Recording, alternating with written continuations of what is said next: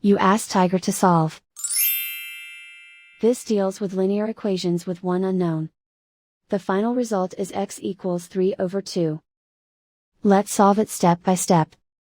Group all x terms on the left side of the equation. Subtract x from both sides. Group like terms. Simplify the arithmetic.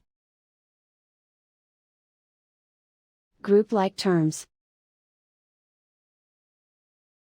Simplify the arithmetic. Group all constants on the right side of the equation. Subtract 5 from both sides. Simplify the arithmetic.